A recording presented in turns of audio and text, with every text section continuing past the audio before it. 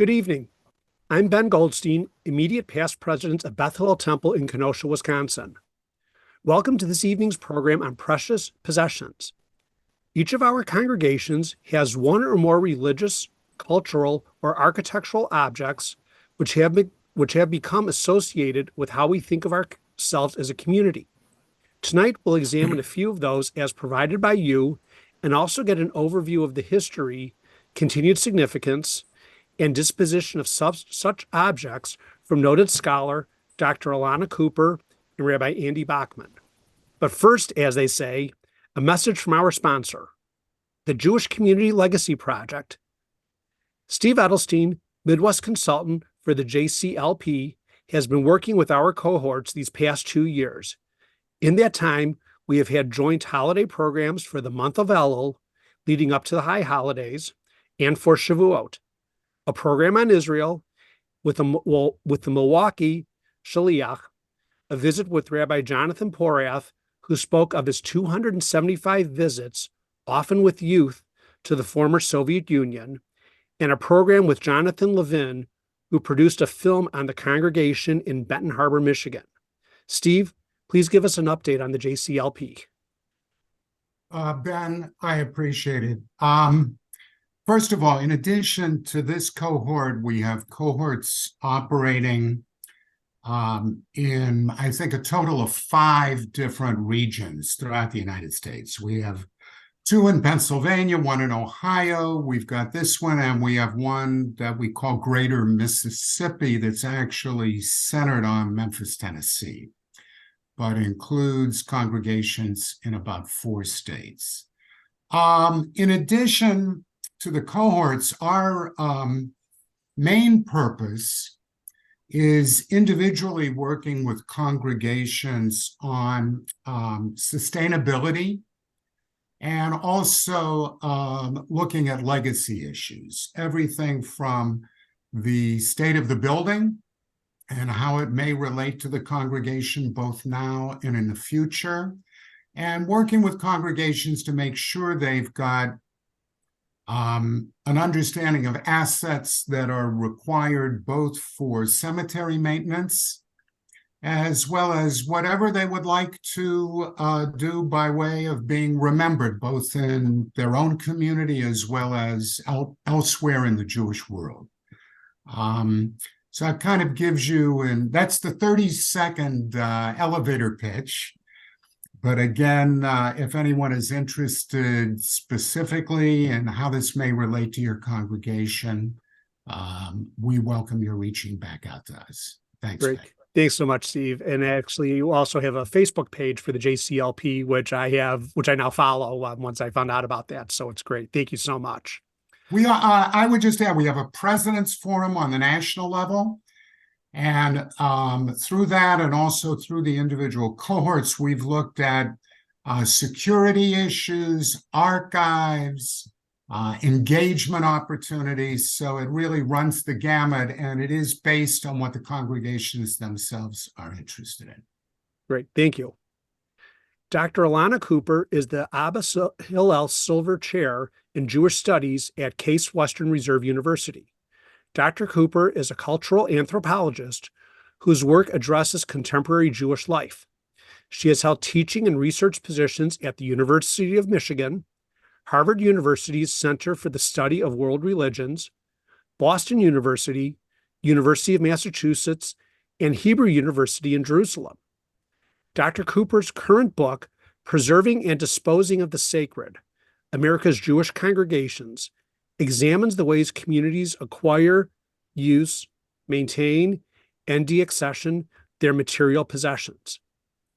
Rabbi Andy Bachman is a rabbi who has served in synagogue and congregational life from the congregation Beth Elohim in Park Slope, Brooklyn, to the Edgar N. Bronfman Center for Jewish Student Life, Hebrew Union College, and the University of Wisconsin-Madison.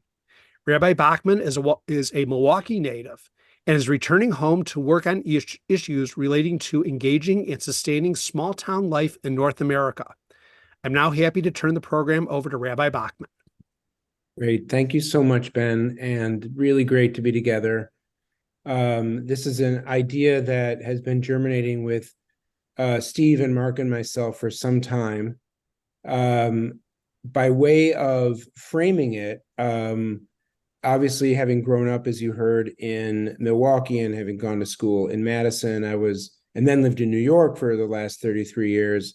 I was, quite sensitized to the vast contrast of very large, diverse metropolitan Jewish centers, and then obviously smaller Jewish centers and even smaller ones in a variety of places across North America. In the last 10 years of my rabbinate, I've spent a lot of time as a visiting rabbi in Southern Jewish communities through an organization called the Institute of Southern Jewish Life, and then through a variety of connections, have come to know quite intimately the Jewish community of Sioux City, Iowa, which holds a very special place in my heart.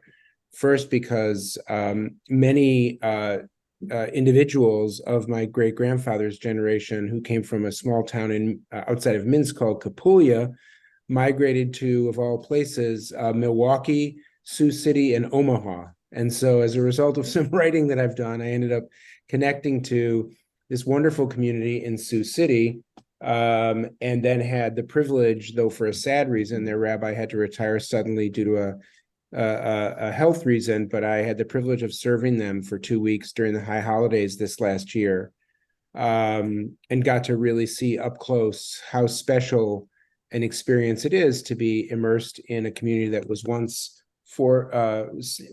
6,000 Jews, and is now 4,000 and is now and 6 synagogues, and is now down to 1 synagogue, which really holds the flame of what was once a very vibrant Jewish community.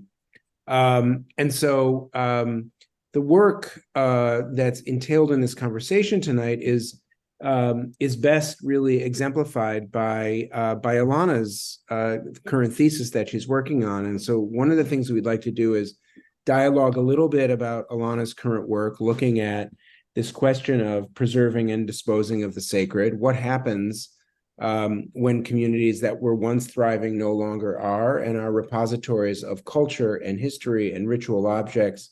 How are they to be looked at, understood, framed, appreciated, and preserved? And what are the ways in which, as new Jewish communities continue to emerge in American Jewish life, what are the ways that we might redistribute or disperse of some of those objects so that growing communities can have the benefit of connecting to other sacred communities in the United States as part of this wonderful, rich tradition that we have? And so what we wanted to do is do a little bit of show and tell, and rely upon the members of the communities who are on this call to share a couple stories or anecdotes about some of the objects that we see, and then really give Ilana a chance to frame for us, the central ideas that are animating her current work, and then maybe have a little bit of a dialogue back and forth about what your communities are going through, and ways in which there are surely more communities across not just the Midwest, but across the United States that we all may be connected to. Kol Yisrael, Aravim Ze Lezeh, we are all connected to one another, no matter where we are, and surely we have relatives, cousins, and friends who are all over the United States who are facing, in small towns, similar questions that many of our communities within the broader framework of the Jewish Community Legacy Project are facing. So I'm going to take the opportunity to share the screen here. And I was able to load into a kind of a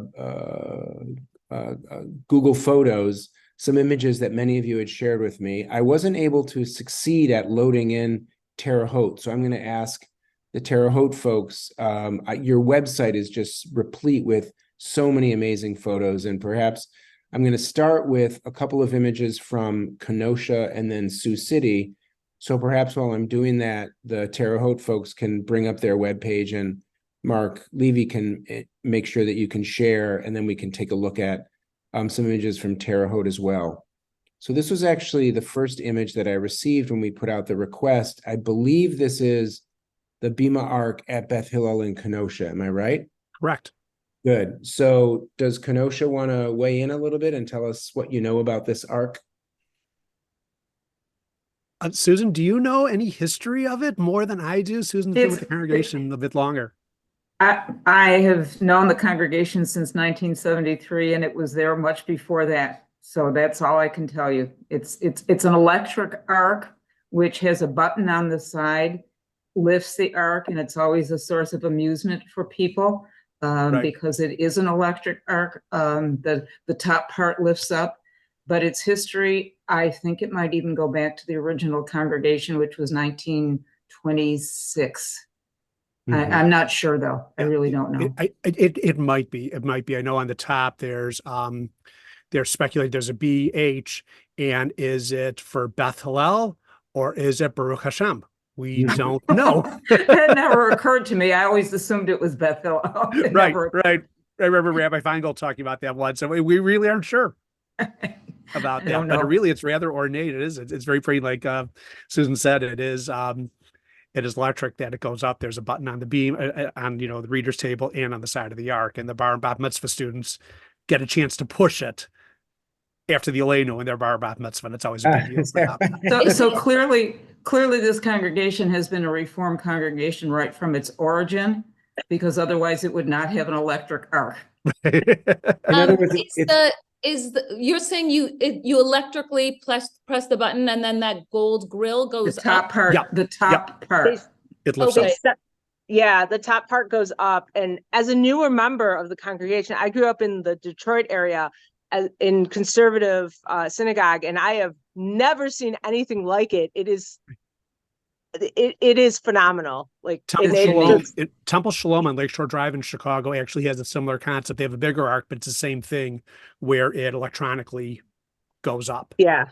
Yeah. So Really beautiful.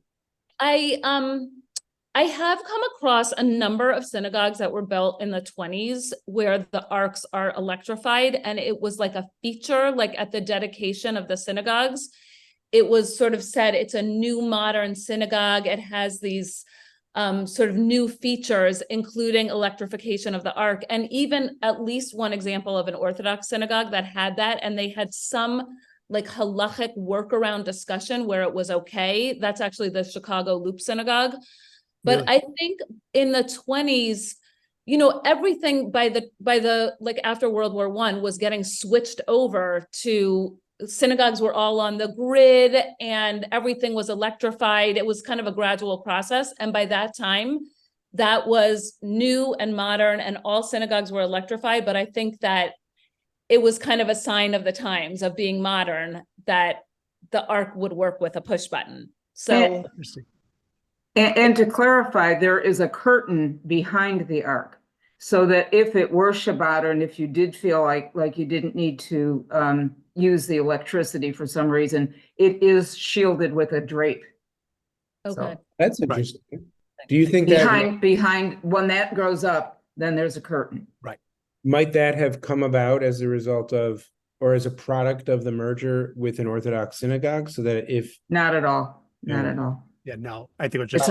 It's been reformed right from the inception. And this way you could have the ark open and, have a Torah service. Then afterwards you can close it. And then instead of having opened the electrically open the front again for another part, like for an Aleinu or something like that, you could just have it open and close the curtain. And are these red, are those lights? Yeah, I think so. I think that's just the picture. That's a reflection from the eternal light that's above it. Above, I see. Yeah. And worth noting, of course, Ha'olam Kayam al ha'emet ve'al hadin ve'al ha'shalom. The world is based upon, is established upon truth, justice, and peace, which is, from my experience, is a relatively unusual phrase atop an ark. Alana, have you seen that particular phrase? No, I haven't seen that. Yeah, unusual, right? And then here you've got, I see this as in Echad, another 10 Commandments allusion here, but Echad here. And are these meant to be? They're the priestly, benediction, I think. The hands. Right. It's just beautiful. It's Yeah, really I wonder what those letters say, like in the corners there. where here? Yeah, there and there. Oh, Yeah. oh, oh, sure. I see that now. Yeah. It's hard for me to read it. I honestly, I never noticed that, and I look at it every week. Right. Oh, But even I'm the not sure columns, that they are. Are they letters? I Yeah, don't it know looks that they like it. are. you know what? I think that looks like a is a nun and a chet Yeah, or a nun and a resh. I can't and really tell. Reish Napay. That's Yeah. unusual. No, really, it's quite beautiful. And that's what is that material? Is that brass or what? No, it's actually painted wood. It's wood. It's painted with a gold paint. Oh, wow. Yeah. And the columns, you know, they're fluted at the bottom and then they twist at the top, and they're beautiful. The columns are Mhm. really very pretty. Uh-huh. And then this is where you hold the Torah here. This is where you Yeah. place it. Uh-huh. Yep. And there's a spot for 3 Torahs in there, and it's lit, and then there's also a microphone so that when you're up there, you can also be heard. We've done a lot with our sound system. Rabbi now has an earpiece, but still, if someone's up there, whether it's a bar mitzvah student or whoever, anyone up there can be heard because of the microphone that's on it. And How Ben, large is your congregation then? We're about 120 families right now. Ben, you had said that this is on the second floor. Correct. Alana, I thought it might be, I made notes during the introductory piece. Might you talk a little bit about the synagogue center movement of that time in American history? Beth Elohim, where I served in Brooklyn, was established as a German Orthodox synagogue in 1863. It became affiliated with the Reform movement in the early 1900s, and then they built a temple house. And there are 3 or 4 such places in Brooklyn, in central Brooklyn, that were a piece of the synagogue center movement, where temple houses were built with gyms, classrooms, pools, and sanctuaries. And this And was, Andy, Beth Elohim was the architects the same as ours. yes, I remembered seeing that. Yes, yeah, and it sure looks that way. So, just to Yeah. defer to you, yeah, go ahead. no, just like in the 20s, the synagogue center movement that you're talking about, Andy, I think that this was a time of mass migration into the United States, or like kind of at the end of that huge migration that started in the 1880s. So running from 1880 to about 1927 was this huge migration of about 250,000 Jews coming in from Eastern Europe. And on the one hand, there was the sense that, oh my gosh, there's so many young people who could now fill our pews and fill our synagogues. But on the other hand, there was this like fear that the young people were going to find other things to do, different kinds of activities to participate in, and that they would be wayward. And many of the rabbis thought that one way to make sure that we hold the next generation in is to make the synagogue appealing, not by making it not only as a place that you have to come and be pious and pray, but as a place that you can have your recreation and your schools. And all across the country, what Andy's talking about was this move towards creating synagogue centers. And many of them, called themselves synagogue centers, or the center, Brooklyn Jewish Center or Teaneck Jewish Center or whatever it is. But the building was seen, I think it's like really important to think about that the synagogue switched over from a place that was just a hallway to pray in to a hallway where social events were held and physical fitness, clubs were held there. And it was a different way of thinking about what Judaism is being held inside of the building. So Ilana, the Kenosha Jewish community actually was started not as a synagogue, but as a Jewish community center. And so the reason that there is a sanctuary is on the second floor is Yeah. that the lower level was actually a gym. And so what we use now as our recreation hall, what we call Founders Hall, was a gymnasium. Mhm. And there were classrooms added only, I think, in the 50s or 60s, not in the original design. And if you look, I don't know if you can see Ben's picture, if you can see it, picture the outside of the building, outside on the top, Yeah. engraved on the top of the building, it does say Jewish Community Center. It doesn't say Beth Hillel Temple. So Interesting. that was its origin. And I can't remember exactly the history of when it became identified as Beth Hillel Temple as opposed to Jewish Community Center, but that Oh. wasn't its original name. Right, interesting. Do you know if there was originally a building that was just for the synagogue for prayer? Well, they met out, the history of the congregation, we have two congregations here in Kenosha. The one was Orthodox. Which is bad, right? This one was a group of Reform Jews, and they met originally, I want to say in a storefront or above somebody's, in a location that Right. wasn't a synagogue. Right. That We're wasn't, near. yeah. Right, correct. We're near downtown Kenosha, and they did. I forget which store it was, but I think it was above somebody's store. Somebody's shoe store. Right, I think Somebody's it shoe was like store, home yeah. shoe store or something. But yeah, Yeah, downtown yeah. Kenosha. Interesting. Yeah. Yeah. Mhm. Alana, you'll appreciate when we have, not we, but for Beth Elohim's 150th anniversary, in 2013, I don't know if you know my colleague Dan Brownstein, but he led an effort to do a whole archival exhibit. We have this wonderful photograph where actually Abba Hillel Silver was joined by Louis Marshall and Charles Evan Hughes, and they were at the opening of our temple house, which had the gym and had the pool. And it really, the photograph is amazing because it really does exude, this sense, of what Susan was just saying and Ben were saying, that these institutions, and what you had said, these institutions were so forward thinking about what the future of America should really look like, and what would draw young people in to strongly identify with Judaism.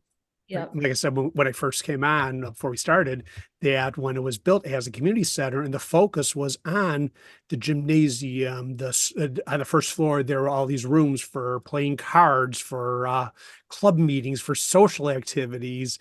And it was just an afterthought. Oh, I guess maybe we should put in a sanctuary. I don't know. And they put it on a second floor, because of that. It wasn't the focus. It was, the social. That was their center. When at that time, you couldn't belong to a lot of organizations, and Jews, we couldn't belong to a lot of organizations in town. So Right. My old neighborhood in Brooklyn, just a few blocks down from where I lived, we had a YMHA that served the same kind of purpose. It had recreational activities. They ran a summer camp and things of that sort. What neighborhood was that? Williamsburg, along Bedford Avenue. A Bedford Avenue YMHA. Huh. At least I remember it as. I mean, I attended summer camp there, and I seem to remember it as being on Bedford Avenue, and I don't remember what the cross street Got it. was. Okay. And in fact, it may not be anymore. So much of that now, that section of Bedford Avenue is now almost purely, if there's any Jewish building on Bedford Avenue, it's exclusively Satmar Hasidim, which is a whole other, there's a whole other story, as they say. There was one other object that Kenosha had shared. Rabbi Feingold was kind enough to take this photograph, and she never quite described its significance, but maybe some folks from Kenosha could. And this is, I guess, the cover for your Torah reading table. Right. That is that was for an anniversary of the congregation. I know before we joined 2009. Was it 1925? I'm not sure what the other one is. Do you know, Susan, by chance? But I believe it was for an anniversary of the congregation when that was made. Mm-hmm. And that's the one that's on our reading table. Yeah. And it Except for the drapes high over the holidays, front then too. we switch it at the high holidays, but otherwise Yeah. that's the one that we use every week. Yeah, it drapes over the front slightly, so there's like a little bit of a apron on the front. Right.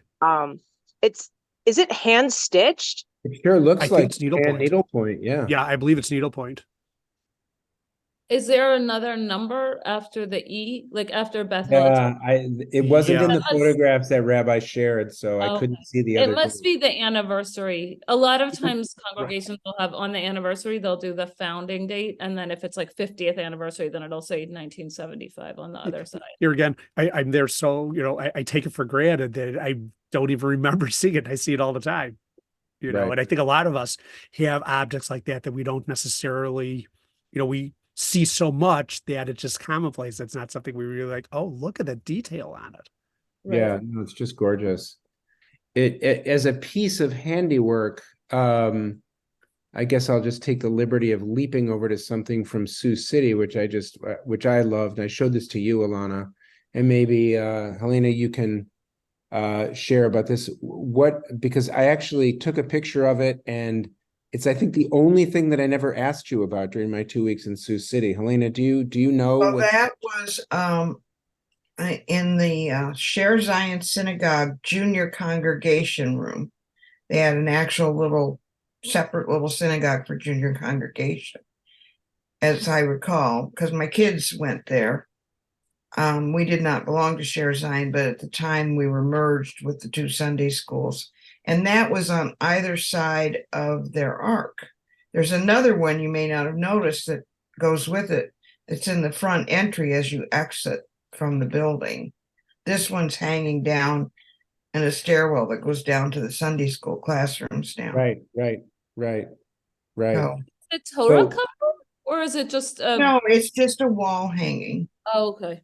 Do you know who made it? Was it similarly made by people in the community, like the Kenosha? I really don't know. It was way before my time. I just remember seeing it in the junior congregation room on either side of, they had a really beautiful arc drape too, which we still have, but we haven't done anything with it because we just don't love really it. have anything to do with it now. So anyway, that was just part of the adornment on either side of the ark. And for folks who can't quite make it out, it says Vishinantam Livanecha is what it says, which is part of the instructions that we receive in the Ve'ahavta after we say the Shema. And it's just so beautiful. I can Okay, take a picture of the other one for you and send it that would to be you. great. I wish you would. Okay. This is, I'm going to shift to Sioux City and ask Helena to describe what we're seeing here.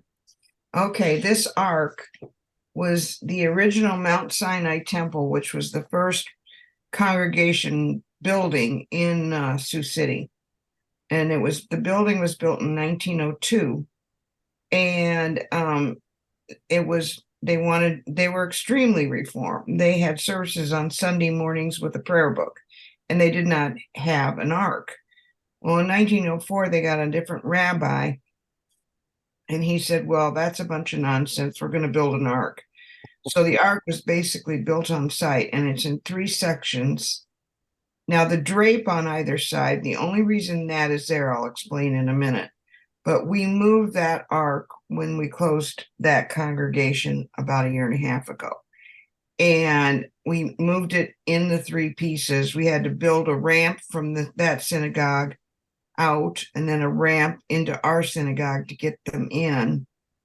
And the 10 Commandments on the top, we haven't done anything with, but where we put it was in the main atrium of our synagogue. And it literally, the second section that has the actual ark is like 1.5 inches from the ceiling. So I am in the works of doing something with the 10 Commandments. There you can see it now. Oh, that's it replaced in the new spot. Yes. Correct. And Okay. I chose not to be there the day they moved it because I was so afraid it wasn't going to fit. But actually the custodian and I made it a mission of ours to get it moved over. Now, the main reason we wanted to move it over is because, like I say, it was originally a Reformed congregation. And when we built the building that we're currently in the 1950s, we turned that building over to 3 remaining Orthodox synagogues that were neighborhood synagogues. At one time, there were 4, but by the time we left there, they were down to 3, and they had one rabbi that traveled from neighborhood to neighborhood, and we gave them the building, and it became United Orthodox. So when they got in there, they put drapes on, because you can see it's got leaded glass window, and you can see the tourists through it. So therefore, they had to cover it. And that was the first thing I did, is we had the outside, refinished, and then I tore apart the inside of the ark because it was filthy. We were down to 6 Orthodox men who really didn't do a lot of housekeeping. And I redid the whole inside of it, and now we use it to show pretty artifacts, because it does not lock, and it's in the entryway, and I wouldn't want to put a Torah in there. So I took it was like covered with upholstery material, which was supposed to be white, but it wasn't anymore. We took that off, refinished the inside, and I mounted floating shelves in there, which actually anchor up through the ceiling of the building so that they wouldn't pull down. And then we put rope lighting in it, and we use it just as a beautiful adornment and an artifact now. And it stores objects then that one can look at. So for Yes. instance, when you were giving me a tour, I was able to take a look at this fine piece of work. Somebody, when they were moving out of their house, left it with us, and I don't even know who. And I found that, and I went, oh, well, I want to use that.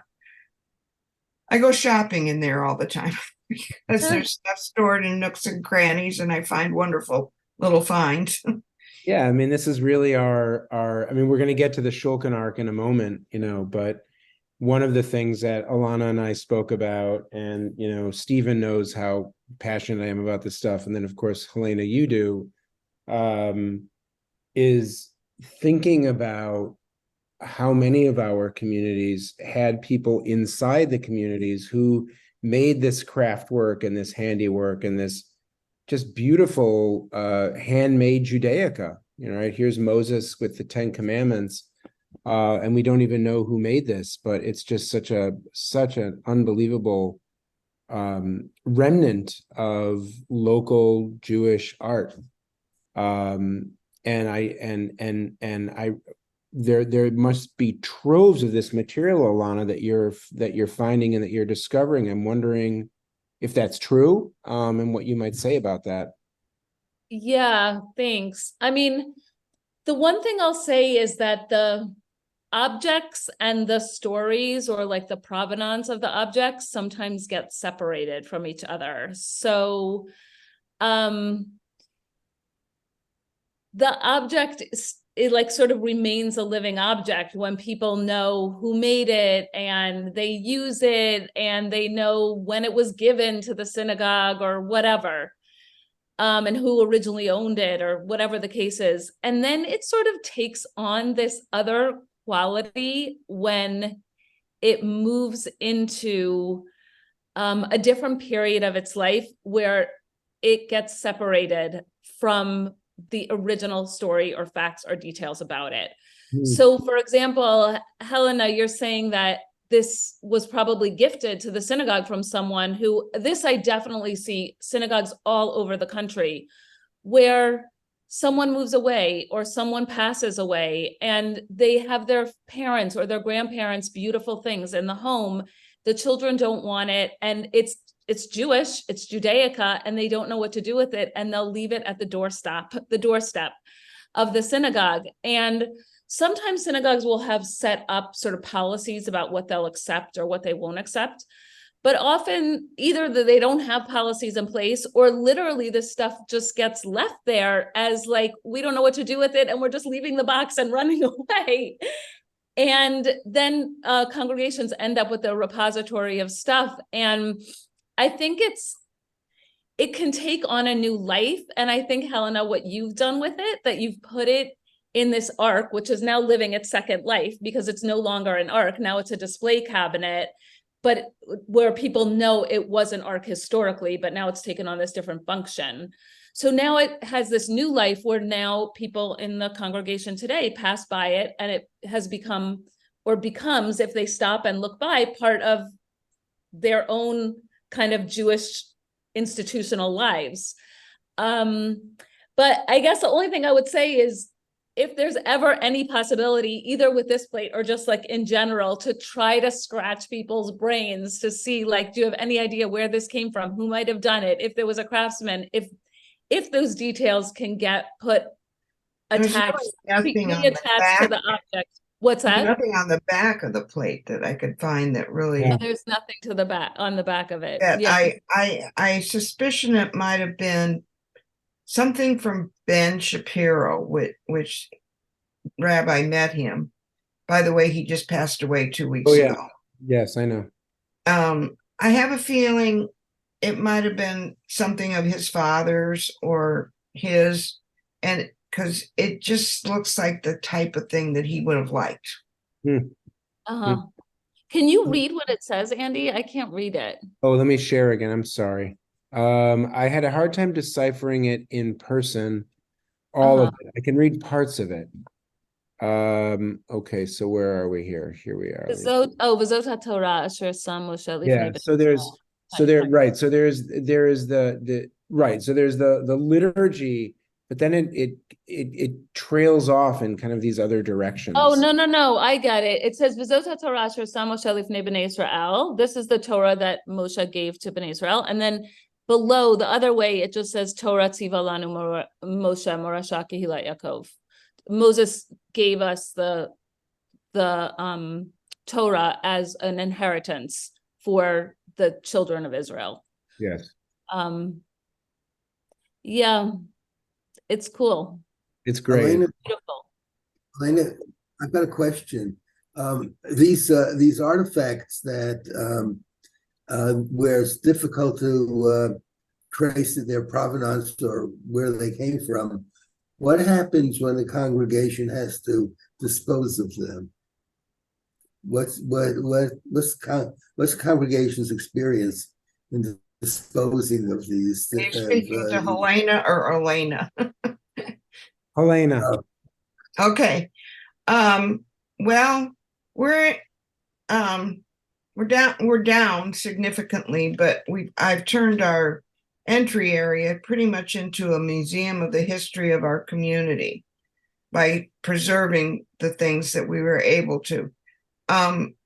Right now, we want to keep them because we're still functioning.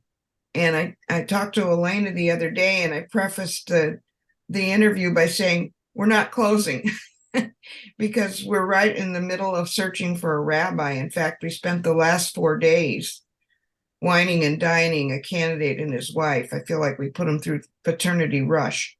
But anyway, we're in that process of weeding through applicants and trying to find somebody. And so usually I've been given the task when somebody new comes into our congregation. I do all the docent tours of our synagogue because we have a lot of groups that come in, like schoolroom, teachers are studying Judaism with their students in their public schools or even the Catholic schools. They want to come over and see what it's all about. So we have a very open door policy with having people come to Friday night services. We ask that they notify us because of security reasons now, obviously. But we also have a lot of we did before COVID, especially a lot of students that I would take through there and try and explain the history behind all of this. I'm wondering if that's a shared experience with other communities that are on the call. Do you find that you're kind of an educational facility for non-Jewish people. Or Absolutely. Yep. We're kind of the only game in town for miles around. We're on the tri-state. Across the river is South Sioux City, Nebraska, and you go up a ways and you cross another river, and we're in South Dakota, North Sioux City, South Dakota. So Sioux City, South Sioux City, North Sioux City. And we closed the Orthodox, like I say, about a year and a half ago. But we are a merged congregation with the original conservative congregation and our Reform. And we merged in 1994 and moved back into the building in 1995 because I was then on the building committee to do a lot of renovation to incorporate our closed Jewish Federation, the closed conservative, and now we are all in one building. We built a new chapel adjacent to the entryway. Actually, it faces east. For some reason, when they built this temple, it doesn't face east. And I don't know if it was because of the lay of the land or what their decision was. So the Orthodox, we intentionally built a chapel that ark he showed you before was going to go in that chapel. I literally worked on the design of the ceiling so it would fit in there, the whole piece. They didn't want to come over. So we ended up building a different ark in there, and we use that usually for Saturday morning services or in the summertime. Before COVID, we would meet in there when it was a shorter Friday night service. Right now, it's a beautiful room that's not used because of Zoom. Got it. So we're trying to upgrade our Wi-Fi so that we can use the chapel again. Helena, I want to just, so we have time for Terre Haute also, just in the interest of time. I want, if you might, for you to share a few words about what we're looking at here, especially because of your deep family connection. There was an immigrant to Sioux City named Abraham Shulkin, who came from the same shtetl as my grandmother and great-grandparents, Kapulia, like my great-grandfather described as a junk peddler, and then became an artisan, and built created two arks for the Jews of Sioux City, one of which, as you'll hear from Helena, is inside the entrance to the synagogue as just a magnificent museum piece, and the other is in the permanent collection of the Jewish Museum in New York City. So his work is considered to be, at the highest level of original American Judaica. And I'm wondering if you could just say a few words about your ancestor. Okay, he was it's my husband's side of the family. I'm not originally from Sioux City, but he moved to Sioux City, and he actually was a cattle buyer. But he called it a hobby. He whittled. And he made actually 3 arks, the one in New York, this one, which a congregant of ours found in the basement of a closing synagogue, and it was going to become timber. So we captured it. And another one that at one time was floating around as loaned out to different museums around the country. And the last time I heard, it was at Skirball. But when I was there, I couldn't get into Skirball because it was a Monday. And I've tried to research and see if it's really still there. I don't know where it's at, but we have this one. And so he built this in 1909. And it's just breathtaking if you see it in person. And he was a Kohen, right? He himself was a Kohen. Yes, and he had 12 children. So we refer to ourselves as the 12 tribes of Sioux City. Literally, Mike is 5th generation, so it's way down there. Yeah. And so, when my grandkids come to visit, there's a bench in front of it, and we always take a family picture because they're 7th generation. So amazing. It's really marvelous. And Alana, when I showed you this for the first time, we had a good laugh about you've got the Kohanic hands, which are quite beautiful, and then the fact that above the 10 Commandments, Shulgin had carved in Zemaseh Yadei Avram Shulgin. This is the work, this is the handiwork of Abraham Shulgin. It's sort of like blurring the lines between Moshe receiving the Torah and Abraham Shulgin giving us the Torah. What's been your experience, Alana, in this kind of, really deeply detailed handiwork in your research? Yeah, I mean, this is beautiful. You don't see this very often. There's a reason why his other piece is in the Jewish Museum in New York. It really reminds me of the Arthur Szyk Ark at the Forest Hills Jewish Center. Arthur Szyk was a really important artist during sort of between the wars and during World War II, and he based his artwork on illuminated manuscripts, and all of his artwork was two-dimensional, like drawings, paintings, cartoons. But he did two pieces for synagogues. One is in Cleveland. He did a set of stained glass windows. And in Forest Hills, New York, he did an ark. Maybe I'll see in a minute if I could pull it up. But that ark is huge. It's monumental. It's like over 30 feet high. But the detail on this and the way it looks like looks like a paper cut is similar to the style of Szyk's work. But it's very unusual. And it's so interesting to me also that it's folk art. I mean, it's folk craft and art. Folk craft. Yeah. Amazing. Yeah, Right. This is one of a number of paper cuts that are in Sioux City that were also his. Yes, this is Oh, this this is is what he would also call his Shulgin? blueprints, are these paper cuts. Oh, interesting. And that was found by a cousin rolled up in a closet, when they were moving possessions out of a family member, and he'd sent it to be archival preserved. Wow, that's amazing. Yeah, and the That's a bird. paper cut? That's a Yes. paper cut? Yeah. Yes. Wow.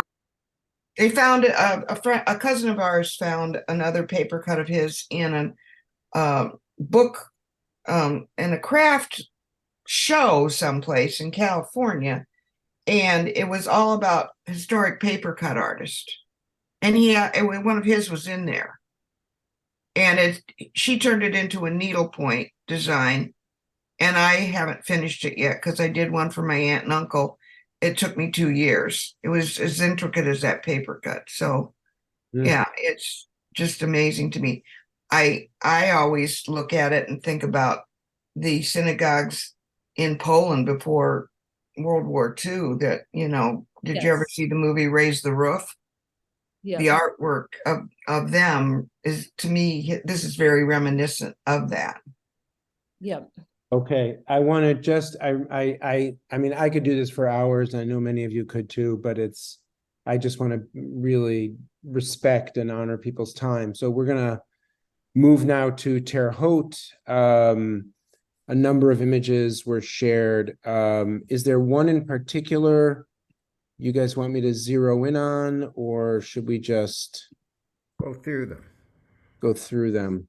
or I can share. I have them set up also if you'd like. Oh, okay, great. So why don't you take command of the sharing, and I won't worry about that. And then you can share with us and share a few words, and then let's get some comments from Alana. Okay. Huh, I'm not getting icons. Let's see. Oh, because I have to stop sharing. Let me do that. Okay, there you go. And do you want to show the stained glass windows? I can share. Ken, do you want me to share? Oh, I had them all set up. Let me try that again. This is a new computer, so let me go back, try one more time. Says, I've got your messages. If you tell me, I mean, I've got Moses and the Ten Commandments. I've got the exterior, Abraham and Isaac. I have to yeah, Okay, why don't you tell me what you want me to bring up, and then let's do it that way. Okay, well, do you see them in the chat? The I link do. to- Let's go Just- through quickly the stained glass and then the other things. Okay, We have great, a section we can share. great. I will do that. So the building's from 1911. That was a detail about it was designed by Simeon B. Eisendrath in the neoclassical style. Yep. There's a lot of limestone on the facade. Mm-hmm. Indiana limestone. Indiana limestone. Okay, you And can then, see that? You all can see that? Mhm. Good. And we can go to the stained glass. There's 14 stained glass windows in the sanctuary. Mm-hmm. So first up, we had Moses and the Ten Commandments.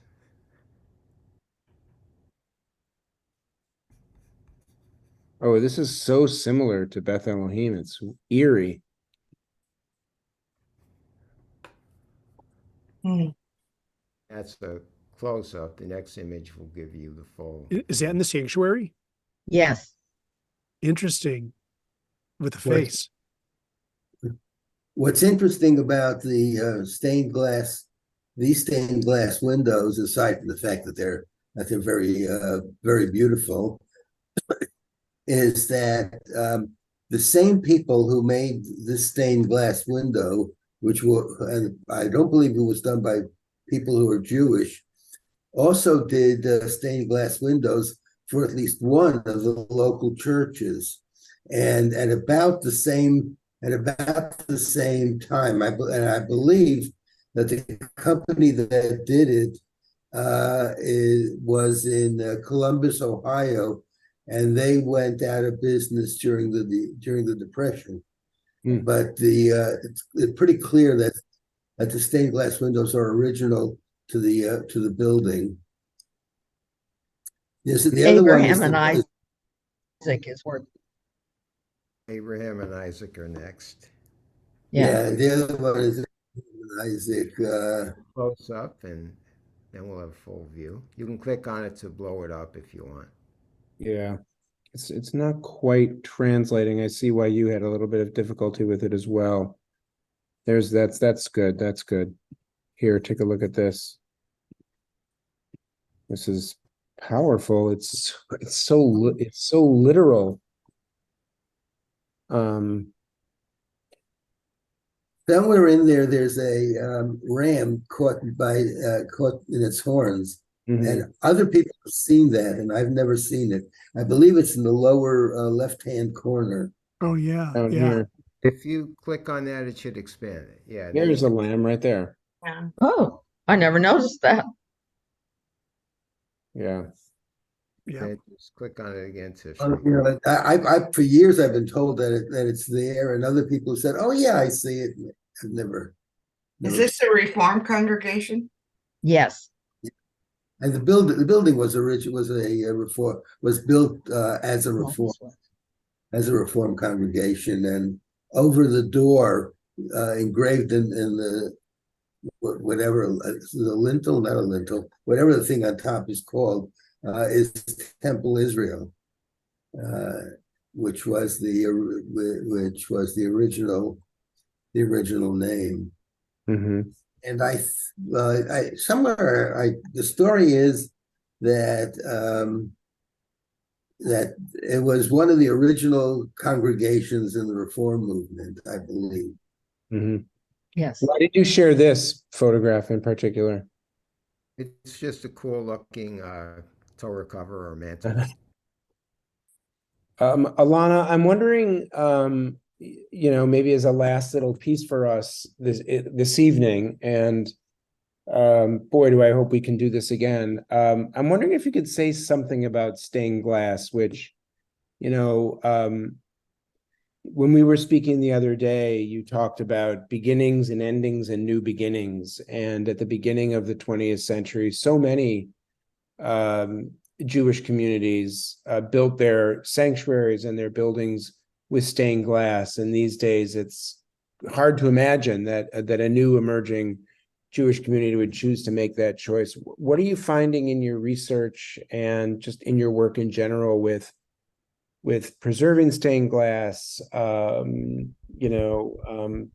disposing of it, moving it someplace else? How do we deal with something that seems like an antiquated form of architectural expression?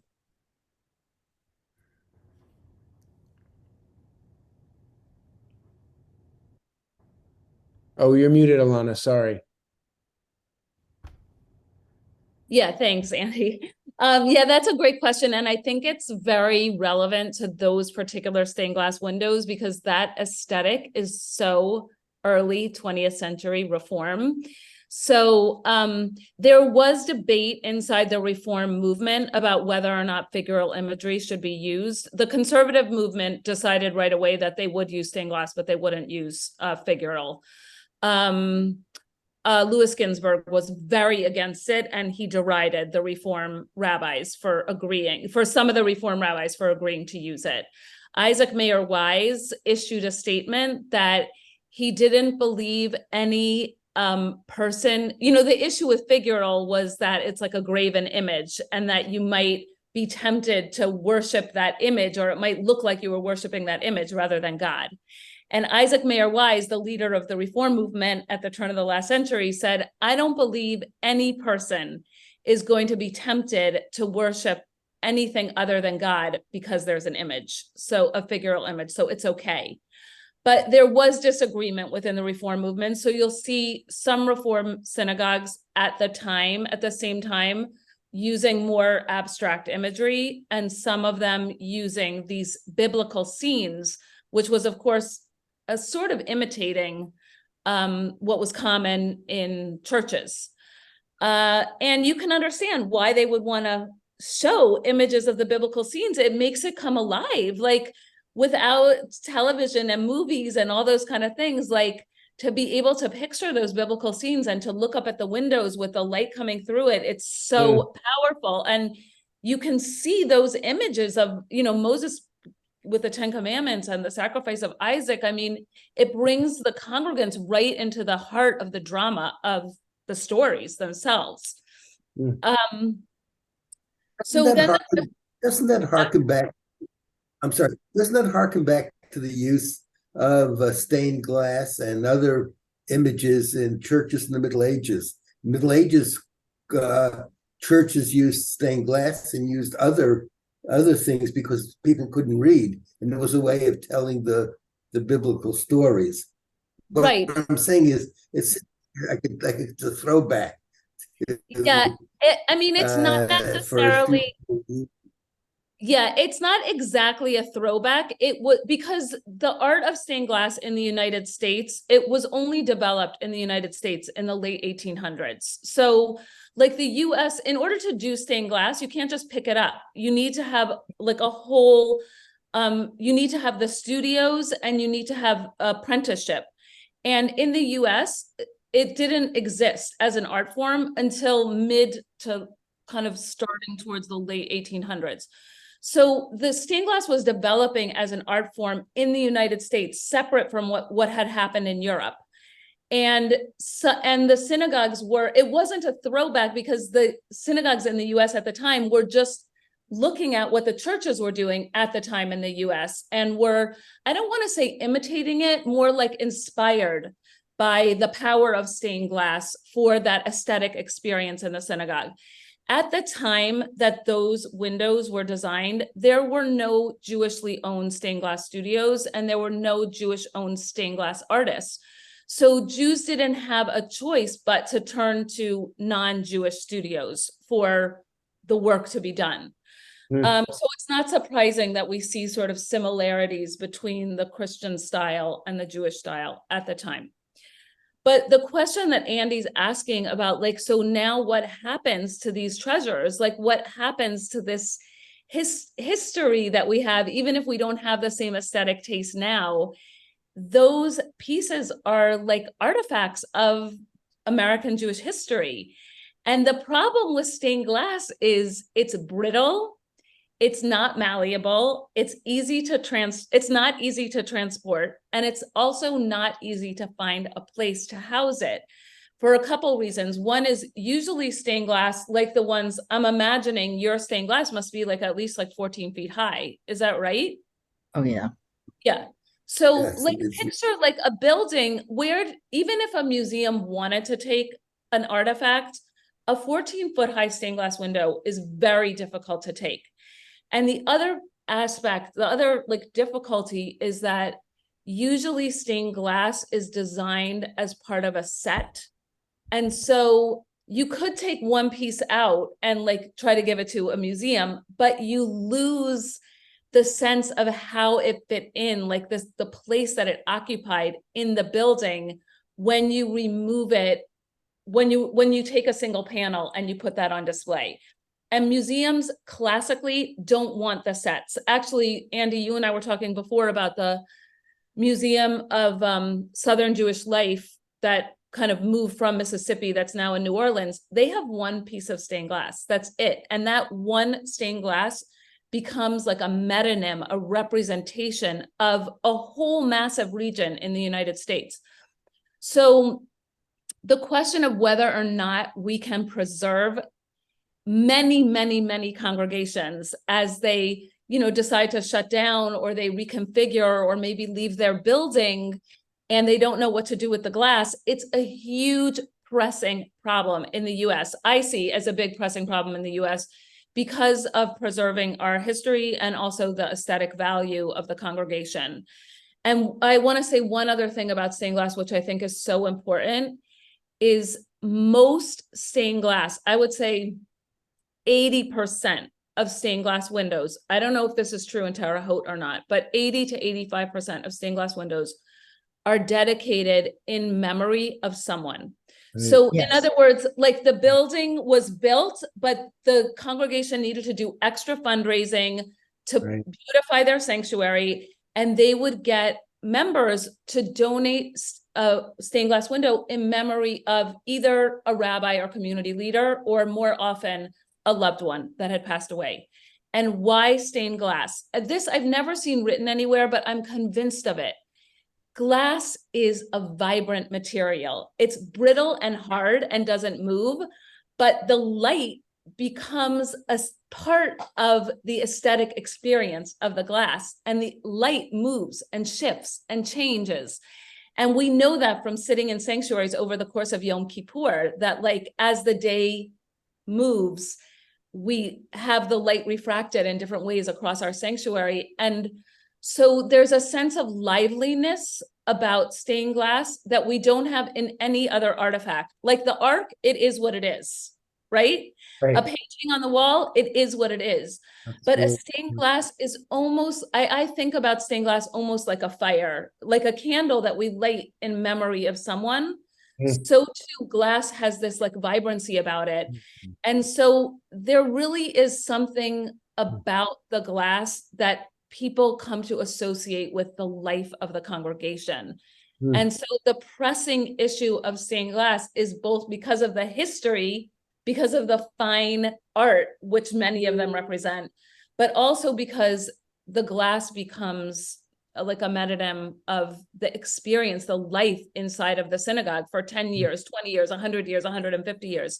So I can give you a few examples of like what people have found to do with it, but I would say overall, it's a hovering problem. Can I add one thing about that? Yeah, I'm gonna say one more thing. My dream is what I'm calling a stained glass sanctuary, which is, I mean sanctuary both as a place to save the stained glass, but also as a sanctuary that it could be both a museum and a holy spot that can kind of become a repository of the history of so many of these communities that don't know what to do with their stuff. So We have two that are in a frame that came from the Orthodox synagogue, two stained glass. They don't have figures in them. I don't know if we have pictures of that or not, Ken, but they're in smaller frames. And when they came over, somebody was cleaning out their house and he insisted we put them up in the sanctuary. And we had, I remember this was years ago, a discussion of, you may remember this, Herschel, where do we put these? And so we put them on either side of the sanctuary in the back. They don't fit with the other stained glass pieces, but it's an important part of the history. And, you know, as we consider downsizing, I don't know what we would do with those set of 14 windows. I mean, where do they go? You don't want them destroyed, but Yeah. The two stained glass windows that Betsy's talking about are in frames, and they've been reconfigured to be backlit and so on. So, and I think that we have a few more in that boiler room, the brick building out back. No, are you talking about, was it the synagogue that was in our neighborhood, but now it's a community center? yeah, Fifth and Poplar. Well, I have a neighbor who bought a piece of that, and it's in her house. She had it installed as a window in her house. Beautiful. Wow. Helena, you were going to say something quickly before. Yeah, I was going to say, I was on the building committee when we merged our conservative into the reform building. We moved all the stained glass windows, and they are incorporated into the design of the building. Yeah. And then there was a few that were moved from the Orthodox because they had human personage in them. And we've used those as artwork in our social hall. Right, So, right. Which for If I can- Helena, you know, if I could ask, it was a big hullabaloo how to move them. But you're right, it was not very easy. But we literally redesigned the window structure in the sanctuary. And then when we built the chapel, we incorporated a bunch of the larger windows into the design, and we have the rest in storage. Yeah. How large is how many members in your congregation, Helena? 100 now. We went from 4,000 to 100. Wow. Yeah. Helena, And I can't emphasize enough that if you've never been to Sioux City, you should go for a Shabbat and spend time with this wonderful community and see the way they've preserved so much of its history just in its really one remaining Jewish building. I want to be mindful of time for East Coast folks. It's already well past 9 on a Sunday night. Stephen, I'm wondering if you want to say anything. You've been so quiet, and you're such a pillar of this Midwestern cohort. Do you like to share a few words? Well, again, with the congregations I've been involved in, you know, the question was raised earlier by Herschel about, you know, what do you do with whatever? And Alana, you may want to make a comment on this, but we have provided information on congregations, hillels, summer camps, overseas congregations that want Torahs. And we've actually had the donation of 40 to 50 Torahs from congregations, again, where there may have been a merger and a congregation that is now Reform. You know, there was an Orthodox, there was a conservative. I know congregations in very small places that have 8 or 9 Torahs. We just facilitated a donation from an Orthodox congregation in Toledo, Ohio, to an emerging congregation in Maui. So these are some of the possibilities. With other Judaica, if there are regional Jewish historical societies or even local non-Jewish historical societies, very often that is a place, a repository for Judaica. I just wanted to mention on stained glass because for me, it was unique. The congregation, Reformed congregation in Windsor, Ontario, actually built a memorial in its cemetery, an artistic kind of it's a, for want of a better term, it's like a sculpture of sorts, but they've embedded some of their same stained glass into that. Mm. And that may be unique. You know, today we've got issues with vandalism, etc. But maybe they don't have that in Windsor, Ontario. I don't know. So those, Andy, I think would be my comments. Got it. Great. Well, Alana, thank you so much for joining us and sharing your up to the minute research and insights. I personally, I know we've recorded this. I've jotted down a bunch of notes and plan on following up with you, Alana, on many of the things that you said. You really you touched a bunch of buttons in my own thought process, and really to thank the rest of you for your participation this evening. It was everything we hoped for in starting this conversation, which honors and reveres these deep and rich legacies that our Jewish communities have. And I thank you all for your participation. You left us, Alana, with such a beautiful image of light moving through our sanctuaries on Yom Kippur. And in this Chag Urim, this festival of lights, I wish in a particularly dark and challenging time for our people, I wish more light in our lives and more goodness and more good health and shalom for our people, for the Jewish people, and for all people on this earth in this season and in this time. So thank you all so much for your participation, everyone. Thank you. Thank you. Ben, I have a couple of Yes. things we want to end with. Sure. So And thank you take us both, out. Alana and Andy, for this very enlightening program on our precious congregational possessions. And thanks to Beth Hillel and to Terre Haute and to Sioux City for also sharing about your congregations. It was really, really wonderful to see. And we deeply appreciate all of you for joining us this evening. Our next program, mark on your calendar for January 21st of 2024, and we will feature Gabby Kozak, Manager of Congregational Engagement and Support from the Union of Reformed Judaism. More information to follow. Finally, as always, thanks to Mark Levy, whose artistic and technical support sustains all of these programs, and to Steve Edelstein, to Noah Levine, Andy Bachman, and the JCLP team in working with our cohort on all aspects of supporting Jewish life in small communities. Happy Hanukkah to all of you, and to all of you, a good night.